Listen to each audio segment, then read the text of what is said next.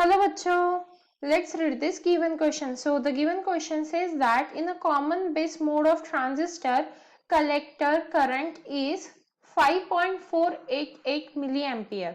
For an ammeter current of 5.60 milliampere, the value of the current amplification factor, that is beta, will be, and the four options are given as option A 48, option B 49, option C 50 and option D as 51। So देखिए बच्चों, इस question में हमें क्या बोला गया है कि हमारे पास एक कॉमन बेस मोड ट्रांजिस्टर है। अब उसके लिए हमें कलेक्टर करंट की वैल्यू दी है और एमीटर करंट की वैल्यू दी है, और हमें बीटा मतलब एम्पलीफिकेशन करंट एम्पलीफिकेशन फैक्टर जो होता है उसकी वैल्यू पूछी गई है।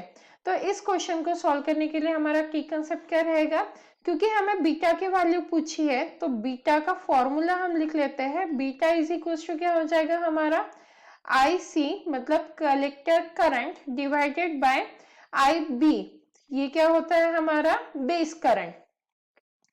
एंड एक जो हमारी कॉमन इक्वेशन होती है, जो मेन इक्वेशन है, I B is equals to I E minus I C.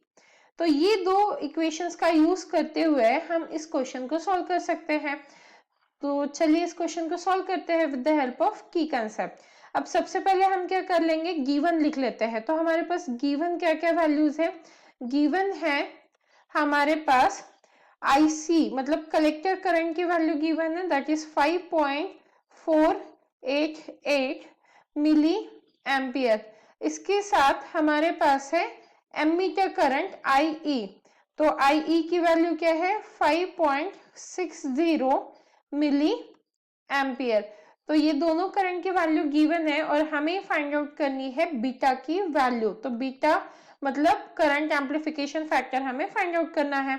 तो सबसे पहले IB की वैल्यू फाइंड आउट करते हैं, क्योंकि बीटा फाइंड आउट करने के लिए IC तो हमारे पास है पर IB नहीं है। तो IB की वैल्यू कैसे फाइंड आउट करेंगे, with the help of our main equation IB is equals to IE minus IC। Values को सब्स्टिट्यूट करेंगे, IE की वैल्यू क्या है 5.60 माइनस IC की वैल्यू आ जाएगी हमारी 5.488 इन ब्रैकेट, क्योंकि दोनों का कॉमन यूनिट क्या है मिली एम्पियर। तो यहां से हमें IB की वैल्यू मिल जाएगी। तो IB इज इक्वल टू क्या मिलेगा हमें यहाँ पे 0.112 मिली एम्पियर। तो ये हो गई हमारी IB की वैल्यू, पर हमें फाइंड आउट क्या करना है बीटा की वैल्यू। तो बीटा इज इक्वल टू क्या होता है हमारा IC बाय IB। तो beta will be equals to IC की वैल्यू क्या है अगेन हमारी 5.488, तो यहाँ पे आ जाएगा हमारा 5.488 डिवाइडेड बाय IB की वैल्यू जो हमने अभी जस्ट कैलकुलेट की है 0.112। अब हम इसे सॉल्व कर लेंगे तो हमारे पास बीटा की वैल्यू क्या आती है 49, मतलब कौन सा ऑप्शन सही हो रहा है हमारा option B. Hence the final answer for the given question is option B, that is beta value is 49. Hope you understood it well. Best of luck.